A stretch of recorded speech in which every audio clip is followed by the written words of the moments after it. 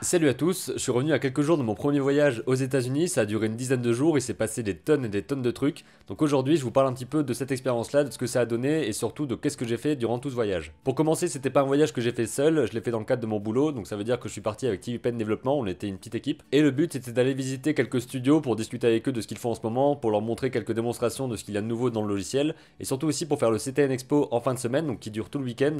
Et en gros, c'est une sorte de méga convention avec plein d'illustrateurs, plein de personnes qui font des films, plein de personnes qui produisent. Oui, je vais me faire un jus de pomme. Donc oui, le CTN Expo, c'est une sorte de grande convention avec plein d'illustrateurs, de dessinateurs, de gens qui font des films, d'animateurs, de gens qui font des logiciels, de gens qui font des tablettes. Donc il y a vraiment beaucoup de personnes dans l'industrie de l'animation. Et l'idée pour nous, c'est surtout de promouvoir le logiciel, de montrer un petit peu ce qui se passe de nouveau à l'intérieur, mais pour les artistes, c'est surtout aussi de vendre leurs livres, de vendre leurs dessins dédicacés. Et pour d'autres personnes, comme par exemple les étudiants, ou les personnes qui ont envie de trouver un travail dans un domaine spécifique lié à l'animation, l'idée c'est de venir avec un portfolio, de montrer ce qu'on fait, de pouvoir voir des personnes qui bossent à l'intérieur, parfois même des stars qui bossent à l'intérieur. Alors quand je dis des stars, c'est des stars dans le milieu de l'animation. Si vous y êtes pas, vous connaissez pas forcément ces noms-là, mais pour les personnes qui sont à l'intérieur, qui connaissent, c'est des gens importants, qui ont fait des trucs de fou. Mais je vais revenir sur le CTN un peu plus tard, je vais commencer par le début avec le voyage en avion, parce que forcément, première fois aux États-Unis, c'était ma première fois avec un vol aussi long, parce que ça a duré entre 10 et 11 heures à chaque fois, ce qui est pas mal long quand même. Donc ça a été, je vais pas m'étaler sur ça, mais c'était franchement moins désagréable que ce que je pensais de prendre l'avion aussi longtemps. Et surtout après quand je suis arrivé, ce qui était vraiment cool, c'était déjà le climat de la Californie, parce que ben voilà, il faisait chaud tout le temps plus ou moins. Donc à ce niveau-là, évidemment, c'était cool, même si forcément j'ai pas fait le touriste, hein, on n'a pas pu aller visiter plein de trucs, on n'était pas là pour ça. Parce que comme j'ai dit au début, on était là pour visiter des studios et ça a commencé dès le lundi, parce que je suis arrivé le dimanche. Et dès le lundi, on est parti voir Tonko House, je vous en avais déjà parlé, c'est ceux qui ont réalisé le film Dame Keeper. Et qui en ce moment viennent de finir de réaliser Dame Keeper Poems, une série avec 10 épisodes de 5 minutes. Donc on est passé dans leur studio, c'était vraiment cool parce que ça me permettait de voir en vrai ce qui se passait à l'intérieur du studio parce que j'avais seulement vu des making-of et j'avais vu des photos, etc. Mais là d'y être vraiment et puis de filmer cette petite vidéo que vous êtes en train de voir maintenant, c'était vraiment cool parce qu'on pouvait voir les épisodes, en tout cas quelques épisodes, on a pu discuter avec eux de ce qui se passait, on a pu discuter avec eux de leur projet, de comment ça se passait pour les faire. Et c'est l'un des moments que j'ai préféré parce que c'est un petit studio, il n'y a pas beaucoup de personnes, ce qui fait qu'on a pu discuter directement avec le réalisateur, le créateur des personnages, ceux vraiment qui construisent le film. Alors que dans les plus gros studios sur lesquels je vais revenir juste après, bah forcément on voit pas les personnes qu'on a vues dans les vidéos, on voit pas les créateurs des personnages, donc c'est un petit peu plus diffus. Même si c'est quand même super cool, on va y revenir juste après. Et ensuite l'après-midi on est parti sur un petit peu l'inverse, parce qu'au lieu d'avoir une petite boîte qui est juste dans un studio, on est parti au studio Pixar. Ah oui, je l'ai pas précisé, mais le matin on a pris un avion pour partir à San Francisco, parce que c'est pas au même endroit. En fait moi j'ai été à Los Angeles et près de Burbank, et en gros Pixar et Tonko House, c'est plus vers San Francisco. Donc ça veut dire qu'on arrive en avion, on a 11 heures de vol, ensuite on dort, on se lève à 4 heures du mat, on prend un avion pour aller à San Francisco pour aller voir deux studios. Donc c'était un peu, voilà. Donc l'après-midi, je suis arrivé au studio Pixar, un studio qui m'a fait rêver depuis super longtemps et qui me fait toujours un peu rêver, même si j'ai pas forcément envie de travailler à l'intérieur, parce que c'est une méga grosse structure et que je préfère à mon avis travailler sur des plus petites choses. Mais peut-être que je le ferai un jour, qui sait. Pour cette partie-là, j'ai pas vraiment de vidéo, j'ai juste pris une photo de la grande lampe Luxo et de la balle qui a juste en face du Steve Jobs Building, parce que si vous le savez pas, Steve Jobs, il a vraiment participé à financer au départ Pixar.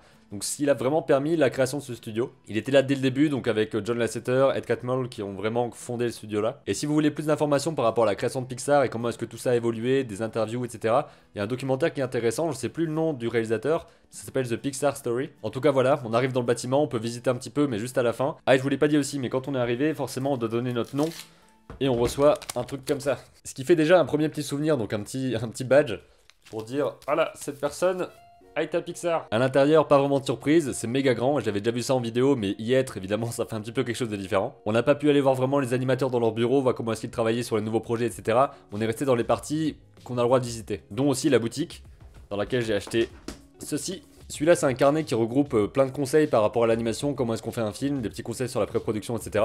Et ça, c'est juste un carnet de dessin, mais avec Luxo dessus. Tada! Alors, je sais plus exactement dans quel ordre on a fait telle et telle chose, mais je crois que le lendemain, on a été voir Giphy. Giphy, vous connaissez certainement, c'est un site, une sorte de plateforme où vous pouvez mettre vos GIFs et ensuite les envoyer vers d'autres sites. Et encore une fois, ce qui était cool, c'est que c'était une petite équipe, donc c'était vraiment sympa de discuter directement avec les acteurs eux-mêmes. Quand je dis les acteurs, c'est genre vraiment ceux qui participent au truc. Il y a vraiment une équipe d'artistes à l'intérieur et ça, c'était super intéressant de le voir et puis de discuter avec eux. Évidemment, toutes les vidéos que vous voyez ici, c'est moi qui ai fait le montage et c'est moi qui les filmé parce que c'est pour ça que j'y vais, c'est pour prendre ce qui se passe, donc faire les Instagram stories, vraiment prendre des photos pour Instagram, mettre aussi des photos sur le Facebook, m'occuper de faire des vidéos qui vont ensuite être diffusées sur YouTube. S'il y a des interviews, c'est moi qui m'en occupe, on en reparlera tout à l'heure. Donc c'est vraiment ça mon rôle, c'est de voir ce qui se passe, de filmer, de communiquer autour. Ensuite, on est parti pour aller à Disney, donc vraiment le Disney Animation Studio. Et à ce moment-là, on a aussi eu un petit badge Un petit badge comme celui-ci parce que c'est vachement sécurisé, il faut vraiment indiquer qu'on a le droit d'être là et qu'on va pas faire n'importe quoi à l'intérieur. Encore une fois, on n'est pas allé voir les animateurs, on n'a pas pu discuter directement avec plein de gens, mais on a fait une démonstration et dans la salle il y avait aussi Eric Goldberg, je vous en avais peut-être déjà parlé dans une vidéo. C'est un animateur qui est très connu, je crois qu'il a réalisé Pocahontas et qu'il a réalisé d'autres films et qu'il a surtout animé plein de personnages chez Disney dans les classiques. Même si j'ai pas parlé directement avec lui, il était là donc c'était cool. On a aussi visité le studio Ignition Creative, en gros ils s'occupent de plein de post-production et plein de choses dans les séries entre autres et aussi dans les films. Donc dans leur studio on voit vraiment tout ce qu'ils ont fait, donc on voit plein d'affiches, plein de posters, des choses qu'ils ont fait parce qu'ils réalisent aussi des affiches. Il y avait par exemple un truc trop cool mais ça j'ai pas pu le prendre en photo, en tout cas j'y ai pas pensé. C'était une sorte d'affiche en 3D avec Gandalf dessus. Vous savez les trucs comme les cartes quand on bouge et puis qu'on voit la personne qui se déplace. Là c'était ça, mais avec un truc, genre un poster gigantesque avec plusieurs images à l'intérieur et ça faisait un effet 3D assez ouf. On a pu discuter un petit peu avec des animateurs, voir les projets sur lesquels ils étaient en train de travailler, voir comment ça se passe pour eux pour faire de la 2D. On a aussi visité le studio Moving Colors et vu un petit peu quels étaient leurs travaux, donc ils travaillent sur des trailers, ils travaillent aussi sur la publicité. Donc c'est vachement intéressant de voir à quel point ça diffère par rapport à la taille de la structure avec des groupes où ils sont 10, des groupes où ils sont 300, à quel point les gens sont spécialisés, à quel point ils ont des projets variés ou pas, et comment est-ce que tout ça fonctionne. Donc c'est intéressant pour moi parce que je veux devenir illustrateur, je veux devenir freelance et je veux vraiment faire mes créations tout seul, mais ça m'intéresse de voir comment ça se passe de travailler en groupe, donc comment ça se passe dans des grosses structures où chacun est méga spécialisé, ou dans des petites structures où il y a des projets vachement différents et les gens travaillent sur 3, 4, 5 projets en même temps. En tout cas, la boîte travaille sur 3, 4, 5 projets en même temps. On a aussi fait une démonstration dans une école qui s'appelle le Art Center College of Design, et à l'intérieur ils font plein de choses par rapport au design, du design textile, du design automobile, il y a vraiment beaucoup de choses, et entre autres aussi de l'animation 2D, donc c'est pour ça qu'on leur a montré comment est-ce que ça fonctionnait, et c'était vraiment cool parce que eux aussi ils étaient de retour au CTN, parce qu'il y a aussi plein d'écoles pour que les étudiants puissent voir un petit peu comment ça se passe, puissent savoir ce qui se passe à l'intérieur, comment s'inscrire et tout. Et ce qui est sympa avec cette école là, c'est que ça se passe tout en haut de Los Angeles, donc c'est à dire qu'avec le Uber on a monté vraiment les collines et puis on a vu un petit peu tout le truc d'en haut. Et ensuite le vendredi, samedi et dimanche on était au CTN, donc on avait un stand pour que les gens puissent essayer le logiciel et puis pour discuter avec eux, pour voir s'ils avaient des questions, pour leur faire découvrir tout ça. Ça a été vraiment une super bonne expérience, j'ai vachement apprécié parce que c'était la première fois que je le faisais. Et il y avait plein de monde différents, il y avait des étudiants, il y avait des freelances, il y avait des storyboarders, il y avait des animateurs, il y avait des gens qui faisaient de la 3D et qui voulaient s'intéresser un petit peu à comment ça se passait l'animation en 2D. Et c'est à ce moment là que j'ai notamment pu aller discuter avec quelques artistes que j'aime bien sur leur propre stand. J'ai été voir Jake Parker, donc le créateur de Inktober, pour lui dire d'une manière un petit peu impressionné, que j'aimais beaucoup ce qu'il faisait, que ses vidéos m'inspiraient beaucoup, que j'ai pris un de ses livres d'ailleurs, je vais vous le montrer. J'ai pris le premier livre de sa série Drawings, donc c'est des recueils avec tous ses dessins à l'intérieur. Je vais vous montrer un petit peu ce qui se passe dedans.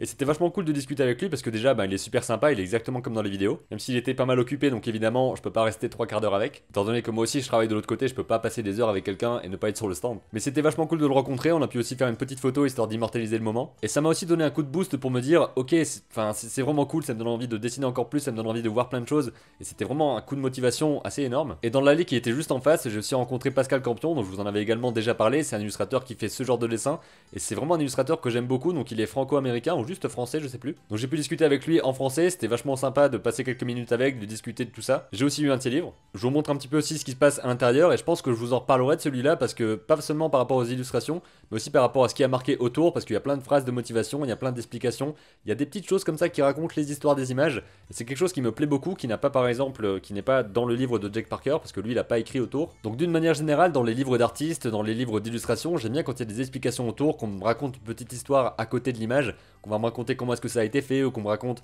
les problèmes qu'il y a eu pour le faire, les choses qui ont motivé la personne à le faire. Et sinon sur le stand, on a un animateur qui travaille avec nous, qui s'appelle Chad Esley, donc il a une page Instagram qui s'appelle Cartoon Monkey. Et c'était vraiment cool et vraiment motivant de le voir parce que nous on montrait à chaque fois un petit peu les mêmes choses, on faisait quelques petits dessins comme ça, mais sinon on montrait souvent les mêmes choses alors que lui il faisait ses propres projets sur sa tablette. Donc il était en train de créer différentes choses, de créer des petites animations, de créer des petites illustrations, et tout ça il le faisait assez rapidement, donc ça m'a vachement motivé à me dire ok je peux aussi faire ce genre de choses, et c'est ce qui me plaît en fait, de faire des choses assez rapidement, de réussir à capturer juste une idée, et de passer 1 heure, 2 heures, 3 heures sur une seule idée, et ensuite bam, on balance le projet et on le diffuse. Et voir tout ça, ça m'a aussi motivé à passer 1 heure, 1 heure et demie sur une illustration que j'avais envie de faire, donc juste une idée comme ça. Donc j'ai commencé à peindre sur TV Paint une illustration en noir et blanc, et ensuite j'ai juste animé avec quelques images, donc il y avait juste 3-4 images pour faire ce petit gif que vous voyez ici. Et je me suis dit ouais, ça prend pas longtemps à faire, c'est un truc que j'ai envie juste d'exprimer sur le moment, et voilà, je peux juste le faire en quelques heures et ensuite le diffuser, et c'est un projet de plus. Donc il y a plein de petites choses comme ça que j'ai envie de développer, et justement être au CTN et voir plein de monde, et puis pouvoir vraiment discuter avec les illustrateurs eux-mêmes, et puis voir comment ils discutent, voir comment ils font, etc. C'était vraiment une expérience super riche, et on va finir par ce qui a fini ce séjour, ou en tout cas ce qui a fini le CTN, c'est-à-dire l'arrivée de Aaron Blaise et de Travis Blaise, ces deux frères qui ont travaillé tous les deux chez Disney et qui maintenant font de l'animation, du storyboard de leur côté. Vous connaissez pas forcément leur nom, mais en tout cas, Aaron Blaise, il a réalisé le film Frères des ours. Il a aussi animé La Bête dans La Belle et la Bête, ils ont travaillé sur Aladdin. Travis, il a animé Stitch, entre autres. Donc c'était vraiment cool de les avoir sur le stand pour quelques démonstrations. Ils ont montré comment est-ce qu'ils animaient, comment est-ce qu'ils dessinaient, donc c'était méga intéressant. Et moi j'étais là autour en train de filmer, en train de faire des Instagram stories, etc. pour partager tout ça. Donc c'était vraiment un truc cool de mon travail, c'est ça en fait. C'est juste de voir des choses qui se passent et de commencer à les filmer pour les partager, choisir quel hashtag je vais mettre, comment diffuser tout ça. Donc c'est des choses qui m'intéressent vachement et c'est aussi mon boulot, donc du coup forcément... C'est cool. Et après leur démonstration, juste avant qu'ils partent, on a pu faire une interview avec eux. Donc c'est moi qui ai été avec mon petit micro, avec ma petite caméra, pour les filmer et puis pouvoir discuter avec eux d'animation, de freelancing versus studio, de comment est-ce que ça se passe, de passion pour l'animation, de passion pour le dessin, de plein de choses. Et tout ça, vous pourrez le voir dans une vidéo qui arrivera très bientôt normalement sur la chaîne de TV Paint parce que j'ai pas encore fait le montage. Là en ce moment, je suis en jour de repos, c'est-à-dire que je me pose un peu de tout ce qui s'est passé parce que c'est assez crevant finalement. Et parce que voiture, studio, voiture, école, voiture, studio, voiture, école, hôtel, non, c'est... Voilà, c'est fatigant. Il s'est passé vraiment plein de choses pendant toute cette semaine, donc c'était méga intéressant, c'était super enrichissant. J'ai pas pu voir les conférences qu'il y avait en live, mais il y avait entre autres Glenn Keane qui était venu avec Kobe Bryant pour parler de son court-métrage, enfin je crois que c'est un court-métrage qui s'appelle Dear Basketball. Donc ça j'ai pas pu le voir, j'ai pas pu voir non plus la conférence de Pete Docter, que j'ai pu juste croiser vite fait parce que le lendemain matin je l'ai vu partir avec son sac à dos, donc voilà, il sortait. Donc c'était quand même cool de le voir comme ça en vrai. Mais ce qui est cool quand même, c'est que ces conférences-là, c'était diffusé sur la terrasse de l'hôtel, donc ce qui fait que je pouvais regarder un petit peu par écran interposé ce qui se passait dans la salle plus loin dans laquelle j'étais pas. Et à cet endroit-là, j'ai aussi pu faire quelques dessins. Et ce qui est cool, c'est qu'il y avait des endroits exprès pour dessiner. Donc il y avait des personnes qui faisaient les modèles vivants. Il y en avait peut-être 3 ou 4 qui prenaient des poses. Et autour, il y avait des petits bancs pour que tu puisses te poser et dessiner les personnes. Mais moi, ce qui m'intéressait davantage, c'était pas de dessiner les personnes, parce que souvent elles étaient déguisées. C'était de dessiner les personnes qui regardaient ces personnes-là déguisées. Donc plus ou moins de dessiner les dessinateurs. Donc comme ça, j'ai pu essayer de capturer leur expression. Parce que je préfère vraiment dessiner des personnes, on va dire, dans le vif, enfin sur le vif. Parce que forcément, ils sont en train de bouger, ils sont en train d'avoir des expressions différentes, ils sont en train de se demander comment ils vont faire tel et tel trait. Donc je trouve ça beaucoup plus intéressant que de dessiner quelqu'un qui est... Voilà, ça m'intéresse moins. Et ensuite on est reparti, donc 11 heures d'avion, ensuite un train, ensuite une voiture pour arriver jusqu'à Metz. Et voilà, je suis là. Je peux pas vous raconter tout en détail ce qui s'est passé dans les rendez-vous, etc. Parce que voilà. Mais je tenais quand même à vous faire un petit bilan, un bilan ressenti personnel de ce qui s'est passé. Parce que je sais quand même que c'est une méga chance en fait d'avoir pu faire ça. Parce que voilà, il y a quelques mois j'étais à l'école. Et là, bim, je me retrouve à Los Angeles en train d'être dans les différents studios, de parler avec les gens, etc. Et d'être là à filmer, de faire des montages et tout. Donc c'est vraiment une super chance que j'ai. En tout cas, ça a été un voyage qui a été très inspirant, très motivant, très fatigant aussi, mais dans le bon sens, s'il y a un bon sens à la fatigue. Parce que c'était juste faire plein de trucs intéressants, mais il y en avait tellement que t'étais crevé à la fin, mais c'était bien. Peut-être que j'y retournerai l'année prochaine, je sais que je suis censé aussi aller à Annecy cette année, donc certains étudiants parmi vous vont peut-être à Annecy. Donc ce sera aussi mon premier festival d'Annecy, je pense que je ferai pareil, une vidéo bilan de ce qui s'est passé, et puis pareil, je serai sur Instagram en train de filmer les trucs, pour que vous puissiez voir tout ça via les réseaux sociaux de TV Paint. Donc voilà. En gros, il s'est passé plein de choses et c'était vachement intéressant. Je vous reparlerai des livres, je vous reparlerai certainement d'autres choses et puis je vais vous parler des petits projets que j'ai envie de faire aussi. Donc voilà, il va se passer de tout ça et il s'est passé tout ça avant. J'espère que la vidéo vous a plu, je vous dis à bientôt pour une prochaine et d'ici là comme d'habitude, créez vos images et racontez vos histoires.